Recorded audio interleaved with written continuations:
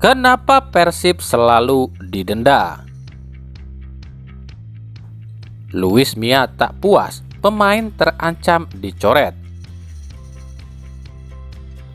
Awas berita hoaks. Dan beberapa berita dari tim Liga 1. Assalamualaikum warahmatullahi wabarakatuh. Hai Rio Hotspot Lovers, inilah Rio Hotspot untuk edisi kali ini. Tapi seperti biasa, sebelum kita lanjut ke videonya, saya tetap mohon dukungannya untuk channel ini agar terus berkembang dan bisa memberikan berita-berita informatif yang tentunya semoga saja bermanfaat untuk kita semua. Dengan cara klik subscribe, aktifkan juga notifikasi loncengnya, like, share, dan juga komen. Dan inilah Rio Hotspot selengkapnya.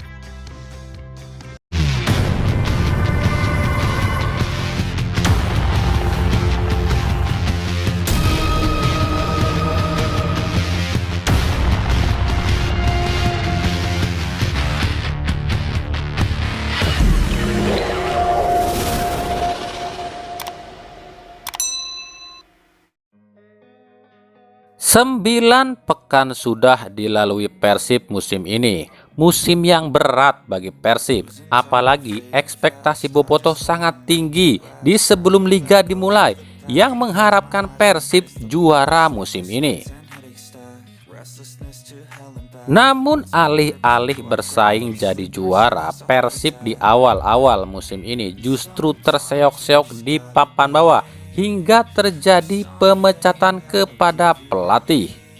Segudang permasalahan terus menghinggapi Persib musim ini. Meskipun sudah mulai coba dibenahi, namun ada satu fakta yang unik musim ini.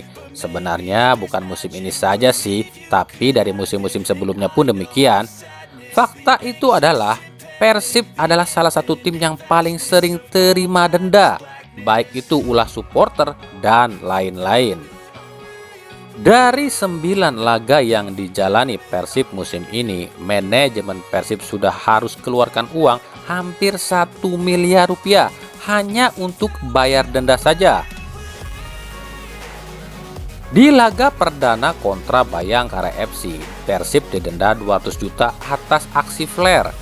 Di laga kedua dan ketiga memang tak ada denda, tapi di pekan kelima Persib kembali didenda 200 juta akibat kesalahan yang sama, yakni flare yang menyerah saat di melawan PSS Sleman.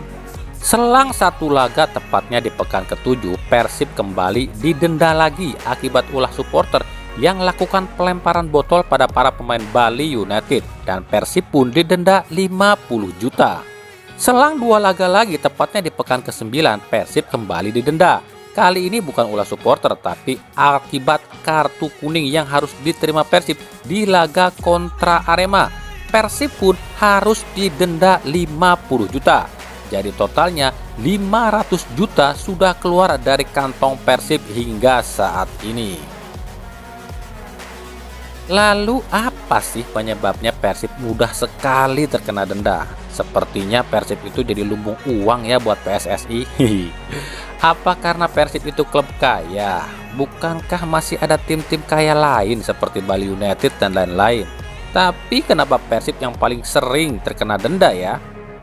Seperti yang terjadi di laga kontra Arema, Persib mungkin tak akan terkena denda oleh ulah supporternya karena supporter Persib yang hadir di Kanjuruhan saat itu tak lebih dari 200 orang saja. Tapi ada saja yang bikin Persib ini kena denda. Wasit yang memimpin laga kontra Arema kala itu, yakni wasit Muhammad Krisvan asal DKI Jakarta, begitu mudah keluarkan kartu pada para pemain Persib. Padahal wasit ini adalah wasit promosi loh, yang dipromosikan dari Liga 2 oleh PSSI.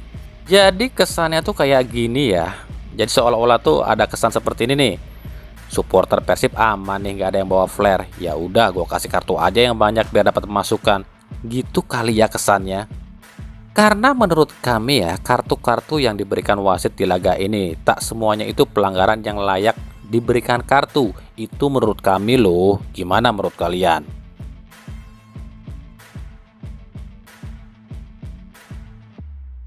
Di sisi lain, kemenangan atas Arema ini memang disyukuri oleh pelatih Persib Luis Mia, tapi kabarnya Mia masih kurang puas dengan penampilan anak asuhnya. Bahkan kabarnya ada beberapa pemain Persib yang mulai terindikasi akan tersingkir. Selain Freds Butuan dan Ezra Walian yang memang sudah jarang sekali ditampilkan, kabarnya Ciro Alves pun terancam dicoret oleh Luis Mia. Ini mengkhawatirkan, pasalnya Ciro adalah pemain idola Boboto karena penampilan Ciro yang memukau musim lalu. Namun sialnya adalah ketika Ciro masuk ke Persib, Ciro justru cedera bahu dan performanya jauh menurun. Dan lebih sialnya lagi, kini Persib dilatih oleh pelatih baru yang notabene tak terlalu mengikuti pertandingan Liga 1 musim lalu. Jadi kurang tahu kualitas Ciro yang sesungguhnya. Ya tentu saja Luis Mia tahunya Ciro yang saat ini yang belum tunjukkan kualitasnya. Ini mengkhawatirkan, pasalnya bisa saja jika Ciro tak mampu tunjukkan kualitasnya, ia akan tersingkir dari Persib di paruh musim ini. Sebenarnya perbedaan Ciro antara di Persib dan Persikabo itu adalah ketika di Persikabo, Ciro itu dapat banyak gol dan lebih agresif karena selain faktor Ciro saat itu fit 100%, Ciro pun saat itu target utama. Jadi semua bola dari pemain Persikabo yang tujuannya itu pasti ke Ciro. Jadi Ciro pun menonjol. Sedangkan di Persib, Ciro harus nyari bola sendiri. Karena di Persib, Ciro bukanlah target utama. Inilah yang membuat Ciro seolah-olah tenggelam di Persib. Kita akan lihat nanti nih, apakah Luis Mia mau mempertahankan Ciro Alves atau justru Ciro Alves jadi korban perombakan oleh Luis Mia. Dari Arema FC, oke, kami akan klarifikasi atau luruskan ya soal berita adanya bentrokan antara supporter Persib dengan supporter Arema usai laga antara Arema versus Persib. Berita ini kami pastikan hoak. Ya, berita bentrokan antara Arema dan Boboto ini adalah hoaks. Awal mula kejadiannya adalah seperti ini. Supporter Persib itu ditahan dulu di stadion oleh Panpel supaya supporter Arema yang keluar duluan dan demi menghindari desak-desakan yang akhirnya menimbulkan gesekan. Jadi bukan supporter Persib itu ditahan oleh supporter Arema ya. Pasalnya di laga ini Aremania dan Boboto itu akur-akur saja tuh. Berita Aremania bentrok dengan Boboto ini dibuat oleh oknum-oknum provokator yang tak ingin antara Aremania dan Boboto ini akur. Padahal di stadion sendiri nggak ada kejadian apa-apa tuh. Jadi jika ada berita supporter Arema dan supporter Persib itu bentrok, jangan langsung percaya ya. Kita jaga tali silaturahmi antar sesama supporter. Supporter Arema sendiri justru menyoroti permainan timnya saat dikalahkan oleh Persib, khususnya dua pemain yang paling disorot, yakni Teguh Amiruddin di posisi kiper dan M. Rafli. Dua gol yang bersarang ke gawang Arema dinilai oleh Aremania adalah blunder dari Teguh Amiruddin yang salah mengantisipasi, sementara M. Rafli yang dimasukkan untuk menggantikan Gianzola justru dianggap membuat permainan Arema malah kacau. Memang ya kami melihat sejak Gianzola ditarik keluar karena cedera dan memasukkan M. Rafli, lini tengah Arema tak sekuat di babak pertama. Tujuan Roha memasukkan Rafli mungkin ingin lebih menyerang ya, tapi Roha lupa jika lini tengah sejak babak pertama itu Zola lah yang paling hidup. Ya ketika Gianzola ditarik, otomatis lini tengah Arema ya mati. Kemudian Jayus Haryono pun ditarik dan digantikan oleh Adam Alis. Tujuannya sih benar untuk menambah daya gedor, tapi Javier Roca lupa kalau bola itu datangnya dari lini tengah. Ya lini tengah Arema kosong, tinggal menyisakan Renzi Yamaguchi, ya otomatis dikuasai Persib. Luis Milla pun cerdik dengan memasukkan Beckham Putra, Dado dan Ajis. Memang hingga sejauh ini belum ada lagi tuh tagar Roca out, karena Roca masih punya 2 laga lagi sebagai jaminan.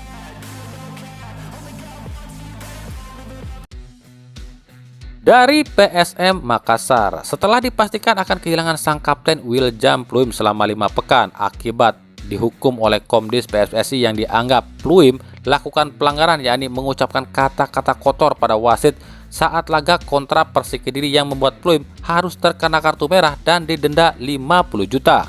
Pelatih Bernardo Tavares mengaku memang kecewa dan sedikit kehilangan, tapi dirinya tentu tak bisa berbuat apa-apa dan menurutnya tak terlalu berpengaruh pada permainan tim Juku Eja.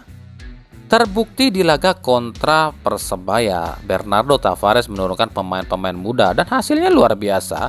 Menurut Tavares, dirinya bukanlah pelatih yang berfokus pada satu pemain, tapi lebih ke permainan itu sendiri.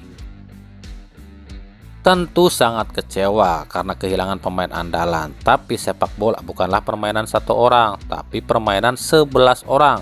Dan saya bukanlah tipe pelatih yang fokus pada satu pemain, ujar Tavares. Dari Persebaya, usai ditaklukkan PSM 3-0, para bonek Madia mulai mengkritik pelatih Aji Santoso, terutama soal keputusan melepas 80% skuad musim lalu. Persebaya saat ini terjerembab di papan bawah dan terancam masuk zona degradasi. Namun menurut pelatih Aji Santoso, hal ini wajar karena memang Persebaya saat ini masih berproses.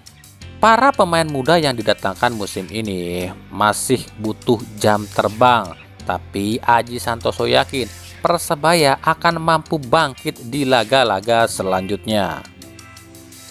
Kita nggak perlu nyalahin siapapun, kita memang kehilangan banyak pemain, apalagi di laga kemarin kita kehilangan Marcelino dan Igor Vidal, dan memang para pemain muda kita masih butuh jam terbang, terutama soal meminimalisir kesalahan. Tapi ini proses, saya yakin kita akan bangkit di laga selanjutnya, ujar Aji Santoso. Oh ya, sebagai catatan, sebagai tambahan nih, Persebaya akan menjamu RAN Nusantara FC di pekan ke-10 nanti, tidak di Stadion GBT atau Gelora Bung Tomo ya, tapi akan bermarkas di Stadion Gelora Delta Sidoarjo. Pasalnya, Stadion GBT akan dipakai untuk ajang kualifikasi Piala Dunia U20. Dari Persija Jakarta, usai mencatatkan hasil gemilang yakni 5 kemenangan beruntun di Liga 1 musim ini, ditambah memutuskan rekor tak pernah menang di kandang Barito selama 8 tahun terakhir, pelatih Persija Thomas Doll makin optimis dalam memburu gelar juara musim ini. Ujian sebenarnya Thomas Doll akan terjadi di pekan ke-10 dan 11, di mana Persija harus menghadapi 2 tim kuat, yakni Madura United di pekan ke-10 dan bertandang ke markas tim musuh bebuyutan Persib Bandung di pekan ke-11. Thomas Doll mengaku sudah memiliki strategi khusus dalam menghadapi 2 laga super big match ini. Menurutnya dalam sepak bola itu yang utama adalah tahu titik lemah lawan dulu. Soal di lapangan barulah pakai 3 plan atau rencana. Seorang pelatih itu harus tahu kelemahan tim lawan. Maka dari itu saya selalu memperhatikan tiap tim yang akan saya lawan. Dan ini akan jadi senjata kami. Soal strategi di lapangan, tentu kami harus punya 3 rencana. Dan saya sudah punya rencana itu, ujar Thomas Doll.